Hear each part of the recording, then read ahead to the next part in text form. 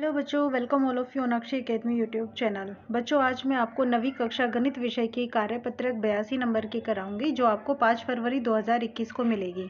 इस कार्यपत्रक का जो टॉपिक है वो हमारे पास अध्याय 13 पृष्ठीय क्षेत्रफल और आयतन जो है उसकी हम पुनरावृत्ति करेंगे। इस वर्कशीट में हमारे पास हम देख रहे हैं 10 क्वेश्चन हैं, जिनको हम एक एक करके हल करेंगे। तो सबसे पहले हम पहला क्वेश्चन ले लेते हैं, जिसमें हमसे कहा है कि एक लंबवर्तीय शंकु और बेलन के आधार और ऊंचाई जो है वो समान है। अगर बच्चों हम शंकु की बात करें और यहाँ पर दूसरी तरफ हम बात करें बेलन की, तो हम यहाँ पर क्या देख रहे हैं कि इनके आधार और इनकी ऊंचाई समान है। यानी कि R1 जो है यहाँ पे R2, अगर हम ये कहते हैं तो दोनों का मान बराबर है, ठीक है। और अगर हम इसकी ऊंचाई शंकु की H1 लेते हैं तो बेलन की ऊंचाई H2, और तो इन दोनों का मान भी बराबर होगा। अब हमसे कहते हैं कि इनके आयतनों का क्या अनुपात होगा। शंकु का आयतन जो होता है बच्चों वो 1/3 पाई R² H होता है, ठीक है। और यहाँ पर अगर आप बेलन का आयतन लेंगे तो उसका मान होता है पाई R² H। फिर हमसे कहा है कि इनका अनुपात क्या होगा, तो अब हम अनुपात निकाल लेंगे। तो सबसे पहले हम शंकु का आयतन लिखेंगे 1/3 पाई R² H। फिर हम यहाँ पर बेलन का जो आयतन है वो लिखेंगे पाई R² H। पाई R² H से पाई R² H कैंसिल, क्यों? क्योंकि यहाँ पर आपकी त्रिज्या भी समान है और आपकी ऊंचाई भी समान है। तो मिला क्या हमें 1/3, जिसे हम अनुपात के रूप में इस प्रकार से लिखते हैं 1:3। बी ऑप्शन हमारा उत्तर हो जाता है। अब हम देखते हैं दूसरा प्रश्न, जिसमें हमसे कहा है कि एक R सेंटीमीटर किनारे वाले घन में, यानी कि ये जो घन है आपके पास, इसकी जो यहाँ पर भुजा दी हुई है वो कितनी दी हुई है? R सेंटीमीटर घन की भुजा है। अब इसमें से क्या कह रहे हैं कि अधिकतम संभव लंबवर्तीय शंकु काटकर निकाला जा सकता है। आप देख रहे हो कि ये शंकु जो बीच में यहाँ पे दिखाया हुआ है वो आप इसमें से काट रहे हो, तो यहाँ पर ये जो है इसकी शंकु की भी ऊंचाई हो जाएगी। तो शंकु की जो ऊंचाई है वो भी किसके बराबर होगी? R के बराबर ही होगी, क्योंकि यही आपकी घन की यहाँ पे भुजा है, ठीक है। तो आप H का मान भी आपके पास कितना हो गया? R। और अगर आप शंकु की त्रिज्या की बात करो तो त्रिज्या देखिए आप यहाँ पर, ये आपका यहाँ पर आधार हो जाता है, और आधार हो जाता है तो आधा हिस्सा आपकी त्रिज्या हो जाएगी। अगर हम शंकु की पूरी यहाँ पे भुजा देखते हैं तो वो हमारे पास कितनी होती है? R। लेकिन त्रिज्या की बात करोगे तो वो इस R का क्या हो जाएगा? आधा हो जाएगा, यानी कि त्रिज्या हो जाएगी R/2। तब इस शंकु का आयतन हमारे पास कितना होगा? हम लिखते हैं 1/3 पाई R² H। मान रख दीजिए सबका जो भी आपके पास है यहाँ पे। 1/3 पाई R जो है इसके, यानी कि जो त्रिज्या है, त्रिज्या हमारे पास यहाँ पे कितनी है? R/2। तो हमने R/2 और इसका स्क्वायर किया। फिर ऊंचाई कितनी है जी? R के बराबर है। हम इनको हल करते हैं तो 1/3 यहाँ पे पाई R²/4 गुना R, ये हमें मिलता है। तो 1/3 गुना 4 तो हो गया 12, पाई R की घात यहाँ पे हो जाती है 3, तो 1/12 पाई R³, यानी कि ए ऑप्शन जो है वो हमारा उत्तर होता है। अब हम देखते हैं तीसरा प्रश्न, जिसमें हमसे कहा है कि यदि एक लंबवर्तीय शंकु की त्रिज्या तो कर दी जाए आधी और ऊंचाई कर दी जाए दुगनी। तो बच्चों अगर हम शंकु की जो त्रिज्या है उसको R2 से प्रदर्शित करते हैं, तो वो क्या बोला है आपसे कि त्रिज्या आधी कर दी जा रही है, R1/2, ठीक है। पहले वाली को हम R1 लेते हैं और दूसरी वाली को R2, तो ये तो हो गई है आधी। और ऊंचाई हमसे कहा है दुगनी कर दी जाए। दुगनी में हम क्या करेंगे? 2H1 कर देंगे, तो उसका आयतन क्या होगा? तो चलिए बच्चों हम इस शंकु का आयतन निकालते हैं। इसका सूत्र होता है 1/3 पाई R² H2, ये होगा। आप यहाँ पे मान रख दीजिए 1/3 पाई। R2 है हमारे पास R1/2 और इसका स्क्वायर, और H2 है हमारे पास 2H1। हम इसको हल करेंगे तो 1/3 तो यहाँ रहेगा, पाई रहेगा, R1 का स्क्वायर भी रहेगा, और 2 का वर्ग यहाँ पे आ जाएगा 4, और गुना हो जाएगा 2H1। तो 2 से ये 4 2 बार कट जाएगा। बाकी अगर हम इनको लिखें तो 1/3 गुना 2 तो हो गया 6, यहाँ पे पाई R1² H1 1/6 हो गया है। तो हम चाहे तो इसे इस तरीके से भी लिख सकते हैं। देखो 1/2 और मतलब हमने बाहर ले लिया, तो यहाँ पे अंदर क्या बचा, 1/3 पाई r1 स्क्वायर h1। अब ये जो 1/3 पाई r स्क्वायर h है, ये हमारे पास पहले वाला हमारा आयतन हो जाता है। तो इसका मतलब अगर हम इस आयतन को यहाँ पर V2 से प्रदर्शित करते हैं तो V2 का मान हमारे पास क्या हो जाता है, V1/2, यानी कि पहले वाले आयतन का आधा हो जाता है। तो बी ऑप्शन हमारा उत्तर होगा। हमारे पास यहाँ पे चौथा प्रश्न है कि एक बेलन और शंकु की ऊंचाई और त्रिज्या दोनों समान है। ठीक है, बेलन की भी और शंकु की भी। तो बेलन और यहाँ पर हम ले लेते हैं शंकु, और आपसे कहा है कि जो त्रिज्या है और ऊंचाई दोनों समान है। हम ले लेते हैं कि इनकी त्रिज्या r है और इनकी ऊंचाई क्या है, h है। बेलन का आयतन 24 सेंटीमीटर क्यूब है। बच्चों बेलन का जो आयतन होता है इसका सूत्र क्या होता है, क्या आपको याद है? चलिए देखिए मैं आपको बता देती हूँ। बेलन का आयतन होता है हमारे पास पाई r स्क्वायर h, जिसका मान हमें 24 सेंटीमीटर क्यूब दिया हुआ है। और हमसे कहा है कि शंकु का आयतन क्या होगा। तो बच्चों शंकु का जो आयतन होता है वो हमारे पास क्या सूत्र होता है, बेलन के आयतन के जैसा ही होता है, बस 1/3 लगा हुआ होता है। इसका मतलब ये हुआ कि आपके पास पाई r स्क्वायर h का तो मान है कितना, 24, और 1/3 ये है, तो 3 एकम 3, 3 8 24, यानी कि 8 सेंटीमीटर क्यूब जो है वो हमारा उत्तर हो जाता है बी ऑप्शन। अब हम लेते हैं पांचवा प्रश्न, जिसमें दो शंकु हैं जिनकी ऊंचाइयों का अनुपात दिया हुआ है h1/h2, और ये हमें कितना दिया हुआ है, 5/3, और जो त्रिज्याएं हैं उनका अनुपात दिया हुआ है r1/r2, और वो हमारे पास कितना है, 2/3, और उनके आयतनों का अनुपात पूछा है। तो बच्चा शंकु जो है आप उसको 1/3 पाई, यहाँ पे पहले वाले के लिए r1 ले लेते हैं और ऊंचाई लेते हैं h1, और 1/3 पाई दूसरे के लिए भी एज इट इज रहेगा, बस त्रिज्या हो जाएगी r2 और ऊंचाई हो जाएगी h2। तो 1/3 पाई से 1/3 पाई कैंसिल हो जाता है, हमें मिलता है r1 स्क्वायर बटा r2 स्क्वायर गुना h1/h2। इसका मतलब ये हुआ कि जो भी r1 और r2 का अनुपात है उसका वर्ग, और साथ में h1 और h2 का अनुपात। r1/r2 हमारे पास 2/3 है, तो इसका वर्ग करेंगे, गुना h1/h2 जो है वो हमारे पास यहाँ पे 5/3 है। तो 2 का वर्ग हुआ 4, 3 का वर्ग हुआ 9, 5 यहाँ लिखा और ये लिखा 3, 4 5 20, 9 तिया 27, 20/27, यानी कि बी ऑप्शन हमारा उत्तर हो जाता है। अब हम लेते हैं छठा प्रश्न, जिसमें हमसे कहा है कि एक शंकु की ऊंचाई यानी कि 21 सेंटीमीटर h का मान है, तिर्यक ऊंचाई जो कि l है जिसका मान दिया हुआ है 28 सेंटीमीटर, और हमसे पूछा है कि शंकु का आयतन क्या होगा। तो बच्चों हम जानते हैं शंकु के आयतन के लिए हमें 1/3 पाई r स्क्वायर h का मान चाहिए, लेकिन r का मान हमें नहीं दिया हुआ है। तो हम यहाँ पर ये वाला जो सूत्र होता है जो हम पाइथागोरस प्रमेय के अनुसार निकालते हैं, उसमें तिर्यक ऊंचाई के वर्ग में से ऊंचाई के वर्ग को घटाकर हम ज्ञात कर सकते हैं। तो हम यहाँ पर ले लेते हैं 28 का स्क्वायर करेंगे और फिर माइनस करेंगे 21 के स्क्वायर को। हम इसको इस प्रकार से भी लिख सकते हैं कि एक बार तो हमने 28 और 21 क्या कर दिया है प्लस, और दूसरी बार हम 28 माइनस क्या कर दें, 21 कर दें। 28 और 21 को अगर हम प्लस करेंगे तो हमारे पास कितना आएगा, ये हमारे पास आएगा 49, और यहाँ पे घटाएंगे तो 7 आएगा।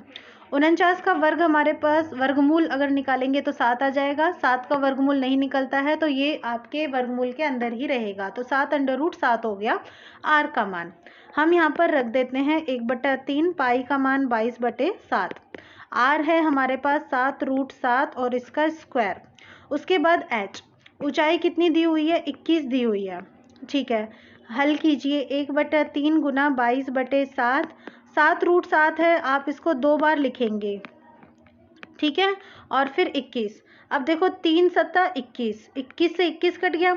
अब जो बाकी के मान हैं हम उनको यहाँ पर गुना कर देते हैं, 22, 7 को 7 से गुना किया 49, फिर √7 को √7 से हमने गुना किया तो हमें मिला 7, और कुछ नहीं बचता। ठीक है, अब गुना कर लीजिए, 22 को हमने 9 से गुना करा पहले, 22 नमा हमारे पास कितना हो जाता है, 198। ठीक है, 198 का हमने यहाँ पे 8 रखा और 19 हमारी हो गई है कैरी। फिर 22 चौक 88, 88 और 9 हमारे पास यहाँ पर हो जाते हैं 107। ठीक है, तो ये हमारा यहाँ पे इतना हो गया। अब हम क्या करेंगे, इसे 7 से गुना करेंगे। 7 8 56 हासिल हो गई है 5, 7 7 49 और 5 हो गया है 54, फिर 7 एकम 7, 7546 सेंटीमीटर में दिया हुआ है, तो हम यहाँ पर लिख देते हैं सेंटीमीटर क्यूब।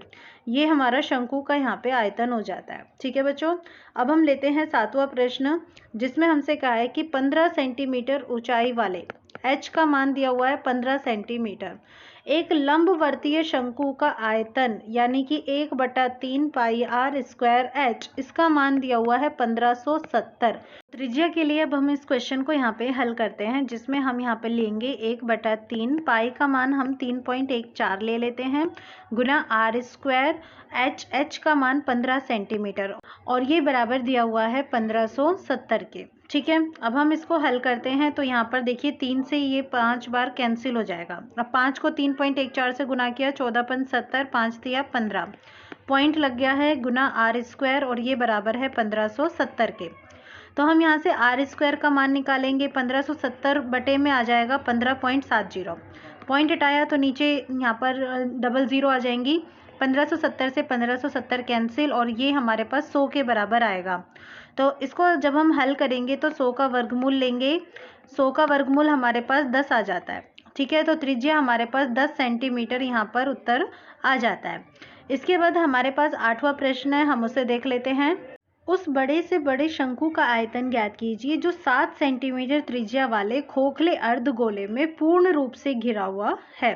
तो बच्चों यहाँ पे आपके पास क्या है, एक अर्धगोला है, और इस अर्धगोले को आप देखेंगे तो इस प्रकार से ये बना होता है।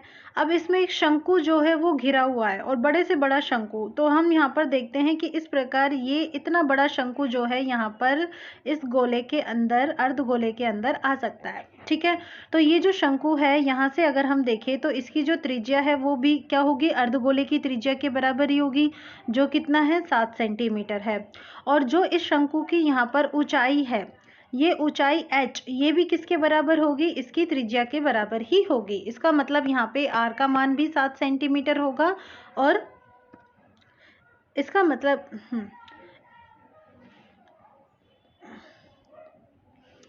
मतलब यहाँ पे r का मान भी 7 सेंटीमीटर होगा, और जो शंकु की ऊंचाई है उसका मान भी कितना होगा, 7 सेंटीमीटर ही होगा।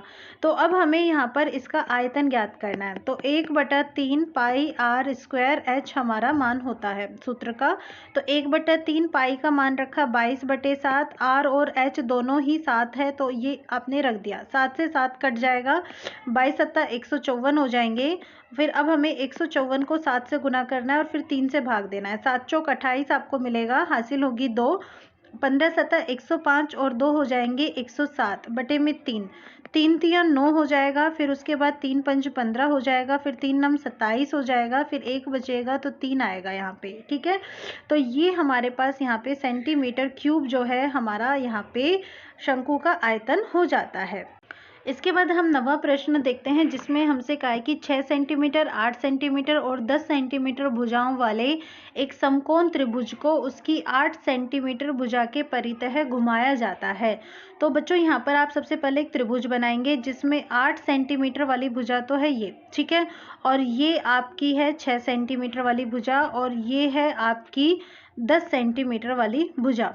आपसे कहा है कि 8 सेंटीमीटर वाली जो भुजा है इसके परितः घुमाया जाता है। तो जैसे कि ये त्रिभुज यहाँ बना है, वो इस तरफ में भी आपका बन जाएगा, तो ये आप जब उसको घुमाएंगे इस प्रकार से, तो ये आपका एक शंकु बन जाएगा। ठीक है, अब ये जो शंकु बन जाता है, इसकी त्रिज्या कितनी है, आप देख रहे हैं कि इसकी त्रिज्या तो ये है, और ये हमारे पास 6 सेंटीमीटर वाली भुजा हो जाती है,